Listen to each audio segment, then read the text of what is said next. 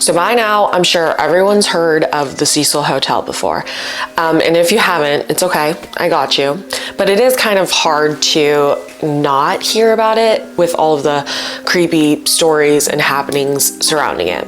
And I've been intrigued by this historic building for a while now. So I knew when I started my channel, I was gonna do some kind of video on it. From serial killers like Richard Ramirez and Jack Unterweger to the mysterious death of Elise Lamb. Do you guys remember her? And then the ghost and paranormal encounters. This place has seen its fair share of dark history. But I think most people know these true crime stories individually, but they don't know just how many of them have crossed paths with this place. Now, we're talking about decades of crime and tragedy and eerie coincidences that just make you wonder if the place is cursed or something. And we're gonna do a deep dive into all of it. So grab a blanket, turn the lights down, because we're gonna talk about one of the most chilling places on earth, the history of the Cecil Hotel.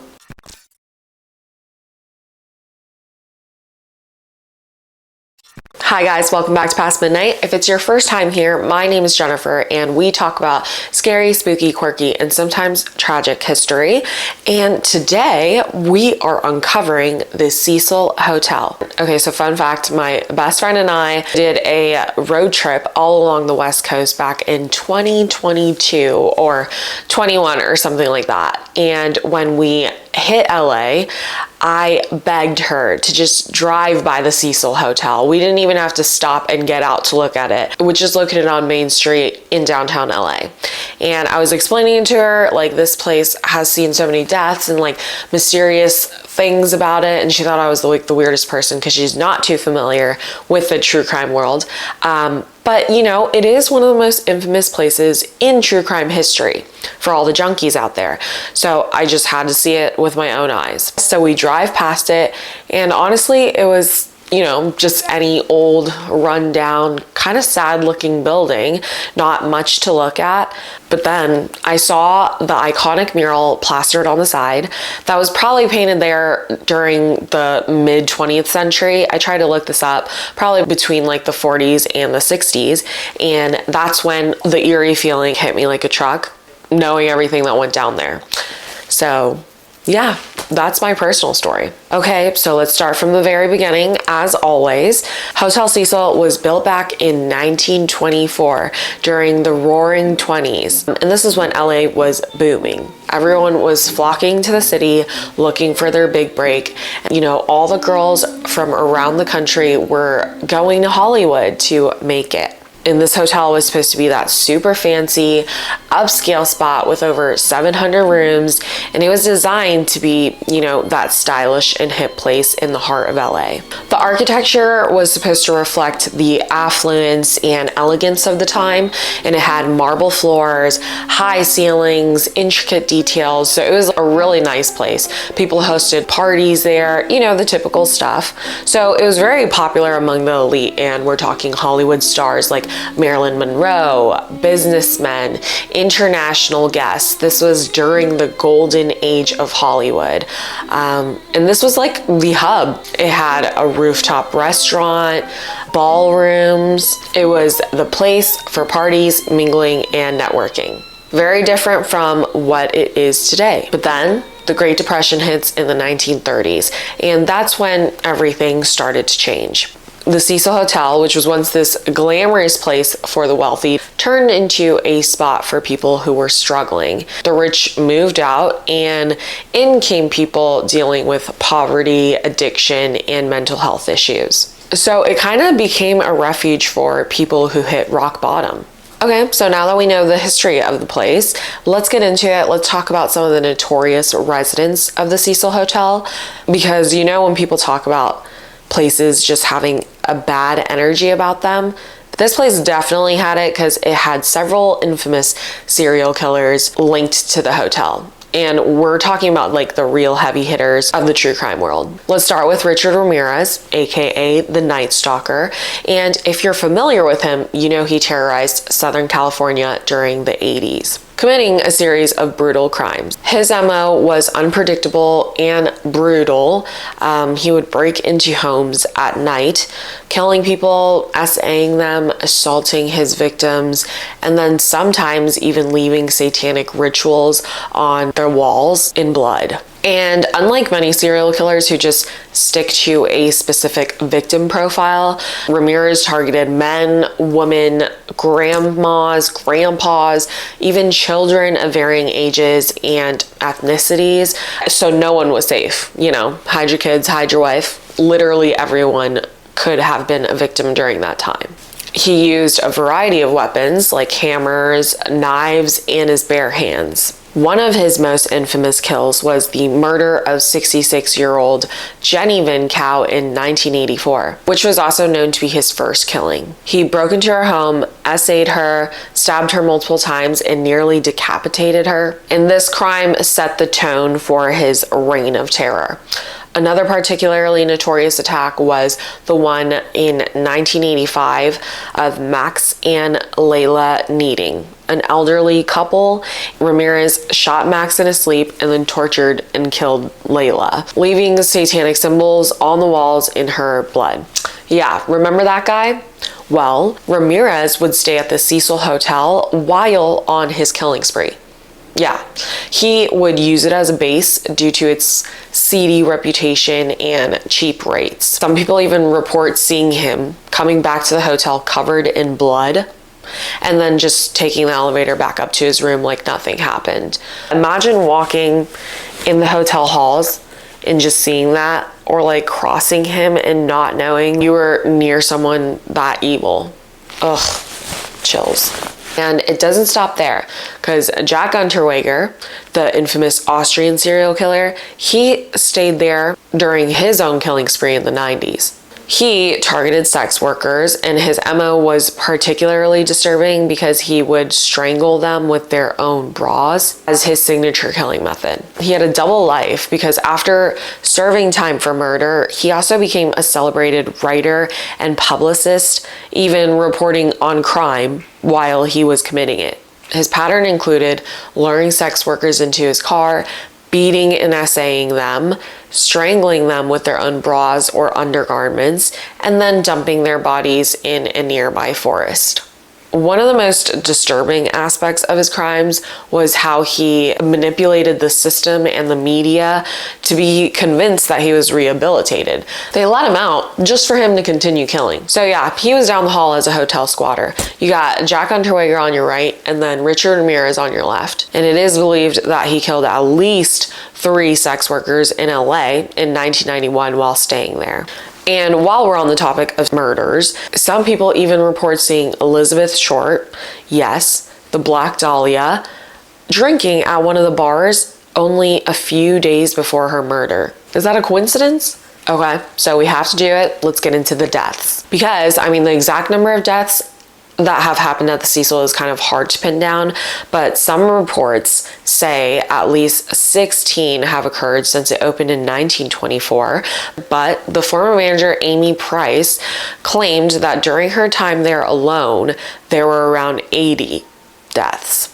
That's just insane. And they're pretty secretive from what I was researching. I tried to find the certain room numbers that all of this stuff happened in, and I couldn't really find anything, which is crazy because that just means if you stayed there during that time, you wouldn't have known that you were staying in one of those rooms.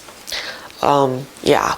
So with numbers like that, you know, it's pretty infamous. But there was one particular story that really cemented its place in true crime history, and that was the one of Elisa Lam in 2013. And if you haven't heard of her, here's what happened. Elisa Lam was a 21-year-old Canadian student who was traveling alone. She checks into the hotel, and at first everything is fine, but then only after a few days she goes missing. Then hotel guests began complaining about weird water pressure, it tasting weird when they're brushing their teeth, or some people drink from the tap. I don't do that, but I guess some people do. After investigating, hotel staff found her naked body in one of the water tanks on the roof. And no one thought to check them, which is weird because I feel like in true crime, it's one of the first places that I would check. So there's a lot of mystery surrounding her death, but let that sink in because people said the water tasted weird.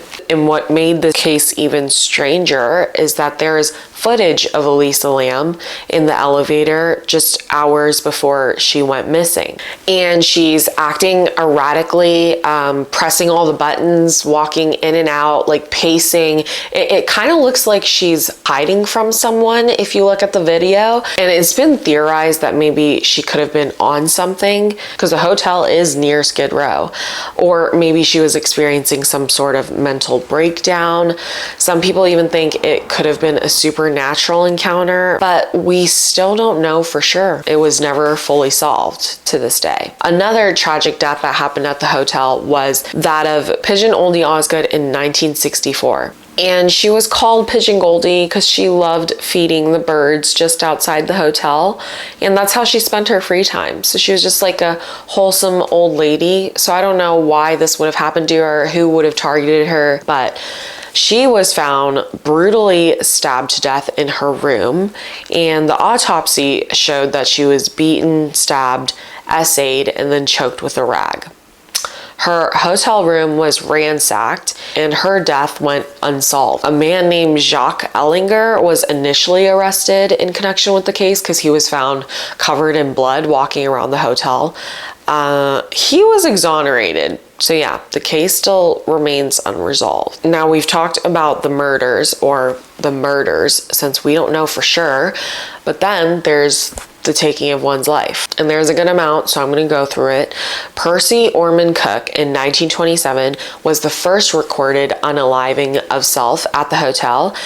And he shot himself in the head in the room after a dispute with the family. W.K. Norton in 1930 was found dead in the hotel room and around him poison capsules. So I guess that's what happened there. Grace E. Margot, they found her body tangled in telephone wires around the hotel.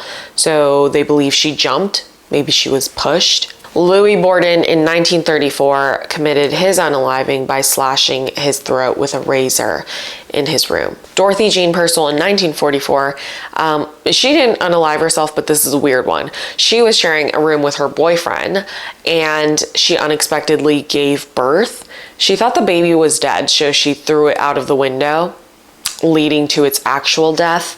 And she was charged with murder, so that's the only good part of that story. But that's a strange and notable one. So we've got the serial killers, the bizarre deaths, and the spooky history. Now let's talk about the ghosts, because the Cecil Hotel allegedly is haunted. In addition to the murders and unexplained deaths, people who have stayed at the Cecil Hotel have reported footsteps, door slammings, or whispers, even when there's no one around. They've seen apparitions. Others have claimed to feel cold spots or a general sense of dread. And some guests report waking up in the middle of the night feeling like something or someone is watching them, or feeling a heavy physical pressure on their chest, which some people say is sleep paralysis. But the Koreans know that's kawi right there. That's like an evil spirit sitting on your chest. Maybe I'll cover that in one of the other videos. So where is the Cecil Hotel today? Well, after rebranding it in the early 2000s, the hotel aimed to cater to a younger, more hip crowd. They were trying to forget the past, erase their history. They said, I'm going to start over and be that girl. With the focus of being affordable accommodation for tourists, I think they were trying to be like that hip, cool hostel that you see on the beach in LA.